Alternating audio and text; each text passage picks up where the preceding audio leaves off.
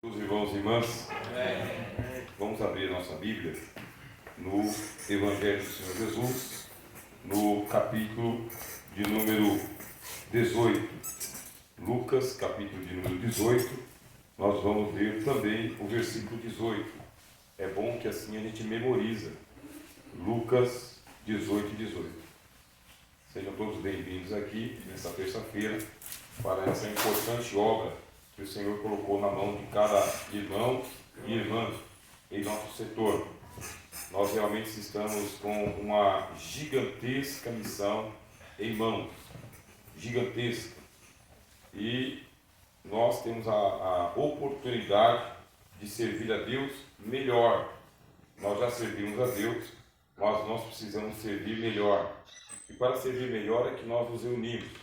O apóstolo Paulo, escrevendo aos Coríntios, ele fala: vocês não podem se reunir para pior, vocês têm que se reunir para melhor, para o aperfeiçoamento das coisas de Deus, para o aperfeiçoamento do corpo de Cristo e da obra de Cristo. Assim eu espero que a mensagem que vai ser transmitida a todos aqui nessa noite seja uma mensagem de aperfeiçoamento daquilo que você já está fazendo para Jesus. Pode acreditar que os irmãos e as irmãs são eleitos de Cristo nesse setor para esta obra, que a obra já está acontecendo, mas ela pode ser melhorada e deve ser melhorada. Ela pode ser aperfeiçoada e ela deve ser aperfeiçoada. Então nós vamos ver esse texto e nós vamos perceber estas lições espirituais para nós que tomamos conta do trabalho de evangelização e de missões e que estamos preocupados em que a igreja ganhe almas, não que ela perca almas. Ela precisa ganhar almas sem perder. Não é só ganhar, meus irmãos e irmãs, é ganhar sem perder. Numa conversa com nosso pastor Davi, a gente estava comentando sobre esse assunto, justamente isso. Se hoje nós perdemos, nós estamos perdendo para nós mesmos. Nós não estamos perdendo para as seitas, nós não estamos perdendo para os bailes, nós não estamos perdendo para as comunidades. Se hoje nós estivermos perdendo, é para nós mesmos. Por isso que Deus fale ao nosso coração, nos conduza pelo Espírito Santo e nos ministre essa palavra, tá bem? Aqui está.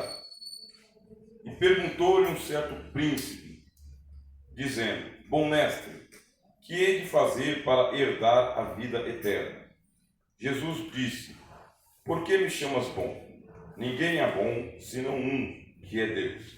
Sabes os mandamentos: não adulterarás, não matarás, não furtarás, não dirás falso testemunho, honra a teu pai e a tua mãe. E disse ele: todas estas coisas tenho observado desde a minha mocidade. E quando Jesus ouviu isso, disse-lhe: ainda te falta uma coisa. Vende tudo quanto tens, reparte-o pelos pobres e terás um tesouro no céu. Depois vem e segue-me. Mas ouvindo ele isto, ficou muito triste, porque era muito rico. E vendo Jesus que ele ficara muito triste, disse: quão dificilmente entrarão no reino de Deus os que têm riquezas, porque é mais fácil entrar um camelo pelo fundo de uma agulha do que entrar um rico no reino de Deus. E os que ouviram isso disseram: logo, quem pode salvar-se? Mas ele respondeu: as coisas que são impossíveis aos homens são possíveis a Deus. E disse Pedro: eis que nós deixamos tudo e te seguimos. E ele lhes disse: na verdade vos digo que ninguém há que tenha deixado casa, ou pais, ou irmãos, ou mulher, ou filhos pelo reino de Deus, e não haja de receber muito mais deste mundo, e na idade vindoura a vida eterna. Agora Mateus capítulo 19, que é um texto paralelo com esse. Como começou a fazer um chiado, meu irmão, eu vou dispensar o microfone.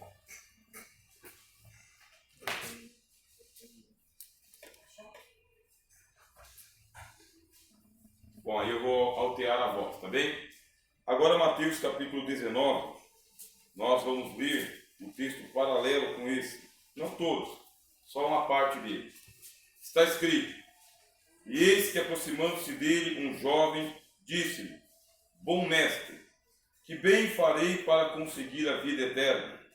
E ele disse: por que me chamas bom? Não há bom, senão um só, que é Deus. Se queres, porém, entrar na vida, guarda os mandamentos. Disse-lhe, quais? E Jesus disse, não matarás, não cometerás adultério, não furtarás, não dirás falso testemunho, honra teu pai e a tua mãe, e amarás o teu próximo como a ti mesmo. Disse-lhe o jovem, tudo isso tenho guardado desde a minha mocidade. Que me falta ainda?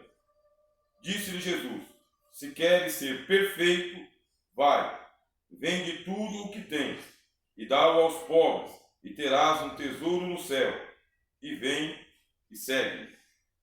Agora nós vamos ler um terceiro texto, que está no último livro da Bíblia, o livro do Apocalipse. Capítulo de número 3.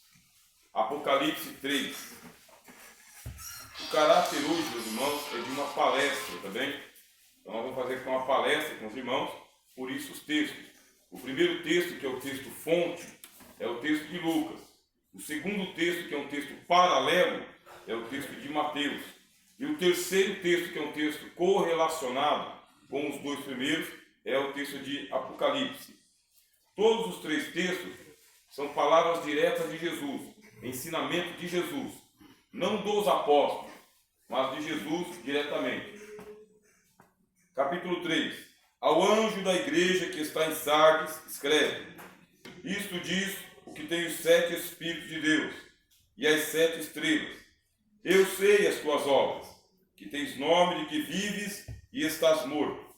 Sê vigilante e confirma ao restante que estava para morrer, porque não achei as tuas obras perfeitas diante de Deus.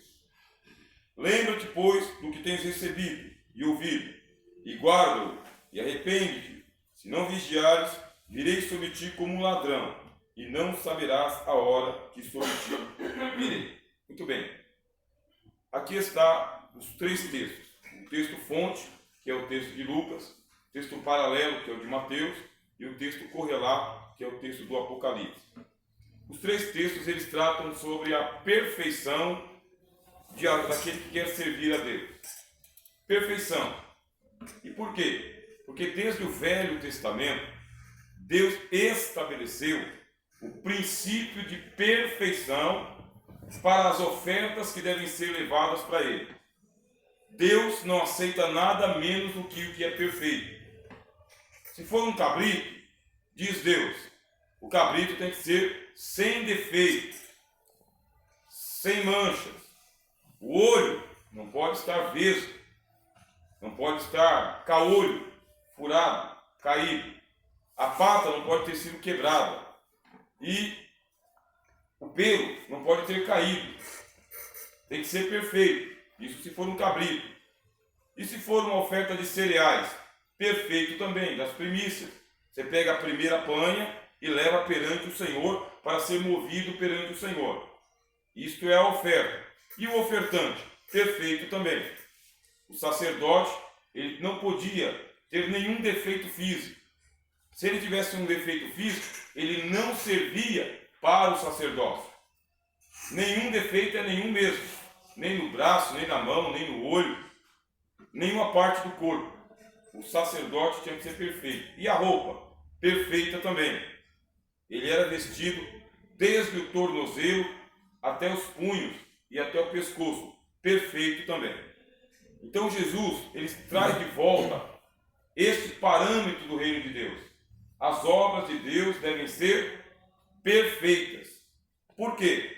Porque antes de ser sacrificado diante de Deus, o sacerdote, ele examina a oferta.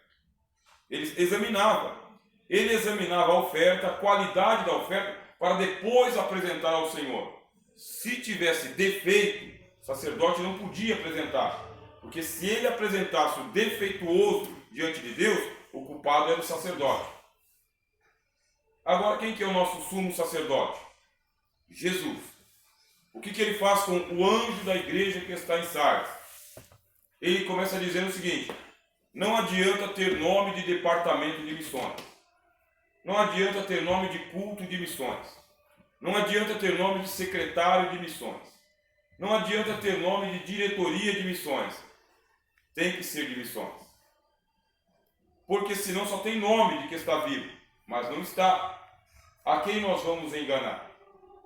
Se a gente julga que uma coisa está viva, sendo que está morta, nós estamos enganando a nós mesmos.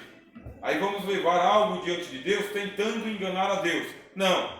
Jesus diz ao anjo da igreja que está em Sardes: não tenho achado as tuas obras perfeitas diante de Deus. O sacrifício não vai ser oferecido. O serviço não está valendo a pena. Não está redundando em glórias para Deus. Deus não está sendo glorificado por um serviço feito de qualquer jeito, de qualquer maneira, com os restos, com as sobras. Está faltando qualidade. E por faltar qualidade, Deus não pode receber. Vamos lembrar do sacrifício de Elias. Elias ofereceu o sacrifício perfeito diante de Deus, mas antes ele consertou o altar. Consertou o altar, fez uma réplica do altar que está nos céus e pediu para Deus derramar fogo. Se tivesse defeito, Deus não tinha aceito. Como não tinha defeito, Deus aceitou. Assim somos nós também. Nós estamos com um serviço para apresentar a Deus. Mês a mês, todo o setor se mobiliza para apresentar a Deus o resultado de um mês de serviço, de evangelização, visita e cultos. É um mês que nós temos para nos programar, de um mês para o outro. Terminou o culto de missões do mês de maio, já começa o de junho. Terminou o mês de junho, já começa o de julho. Terminou o de julho, já começa o de agosto. Esse é um trabalho incansável e interminável, irmãos e irmãs, para todos nós. Agora, não é trabalho para uma pessoa só. É trabalho para todos nós que estamos aqui e para toda a igreja. Por quê? Porque o culto que acontece uma vez por mês, que é o tema que nós vamos trabalhar aqui com os irmãos, este culto é o nosso sacrifício a Deus. É a nossa oferta a Deus. É o dia que cada um de nós vai estar movendo perante o Senhor o nosso cereal, o nosso cordeiro, o nosso trabalho. Está sob a nossa responsabilidade. E a gente não pode perder esse dia, ou fazer de última hora, ou fazer de improviso, ou fazer do jeito que está. Por quê? Porque Cristo ele exige perfeição. Quem é que o primeiro a examinar a oferta? O ofertante. Lembre-se de Abel, ele levava sacrifícios ao Senhor. Lembre-se de Caim, levava sacrifícios ao Senhor. Deus não aceitou uma oferta de Caim. Nunca Deus olhou para a oferta de Caim, porque ele não examinava a própria oferta e nem o ofertante. Ele apresentava coisas ao Senhor que eram indignas de serem aceitas. E Abel, Deus jamais rejeitou uma oferta só de Abel, porque antes de chegar no altar, passava pelos olhos de Abel, pelas mãos de Abel. Por isso, irmãos e irmãs, antes do culto ser oferecido a Deus, nosso culto de missões, tem que passar pela mão do secretário de missões, do líder de missões, da secretaria de missões. É você quem vai examinar esta oferta para ser apresentada diante de Deus. É uma oferta especial e importante que Deus está ansioso, usando uma linguagem humana, para receber. Como assim ansioso? O Senhor Jesus ele disse no dia da Páscoa: muito desejei comer essa Páscoa convosco. Fazia tempo. Assim o Senhor Jesus ele fica ansioso, muito desejoso de que chegue o dia do culto de missões, que é do nosso departamento. Qual oferta vai ser apresentada ali? Nós vamos nos preparar durante o mês ou na semana? Nós vamos mobilizar a igreja inteira ou vamos mobilizar só o departamento? Esse é um grande desafio que está nas nossas mãos aqui. É mobilizar a igreja toda para o culto denominado de missões. A igreja toda. Muitas vezes os departamentos estão alienados do culto de missões. Isto é um culto só do departamento, não é da igreja. Assim, os músicos não se preparam, os jovens não se preparam, as irmãs não se preparam. Aí chega no dia, os louvores que eles devem entoar não são temáticos. A oferta que tem que ser recolhida, as pessoas não se prepararam. E as almas que deveriam se converter neste culto, porque esse é o culto nosso, não se convertem. Aí a gente admite que, tá bom. Por quê? Porque tudo eu já tenho feito conforme o mandamento. É o texto que nós lemos aqui. Agora a gente vai para o texto de Lucas. Primeiro, o versículo 18 diz que quem se aproximou de Jesus foi um príncipe. Quer dizer que ele já tinha um departamento na mão. Cada um dos irmãos e as irmãs que está com esse departamento na mão, você já tem ele. Você é um príncipe na obra de Deus. Você tem um principado em suas mãos. Você tem o principal nas suas mãos. Não estou falando por retórica, meus irmãos e irmãs. Estou falando com o coração para vocês. Vocês estão com o principal dos departamentos nas mãos.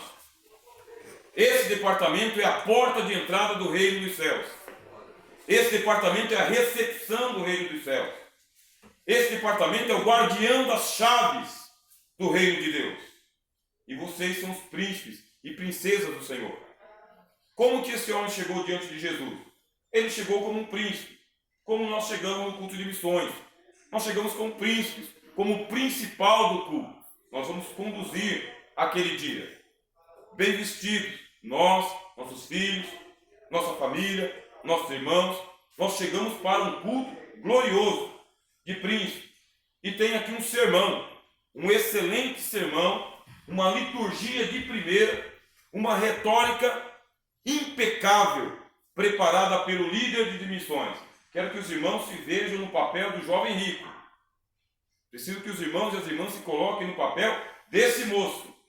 Era um moço, diz a Bíblia, era rico, diz a Bíblia, e era um príncipe, diz a Bíblia. Os três evangelhos falam dele: Mateus, Marcos e Lucas. Em um dos evangelhos diz que ele correu até Jesus. O outro diz que ele se chegou. Um dos evangelhos diz que ele era moço. O outro diz que ele era um moço rico. E o outro diz que ele era príncipe. Aí ele começou a conduzir a liturgia do jeito que manda o protocolo. Muito educado, muito refinado, muito tratável e elogiando o Senhor Jesus, dizendo: bom mestre, que hei de fazer para herdar a vida eterna?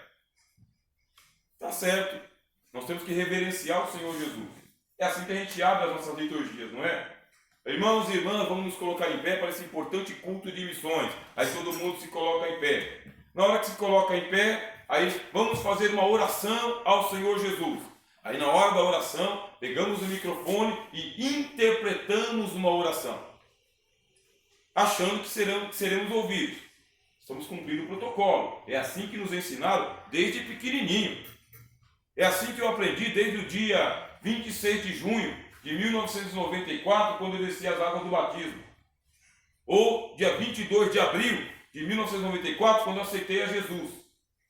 O protocolo, a liturgia, a organização, a ordem.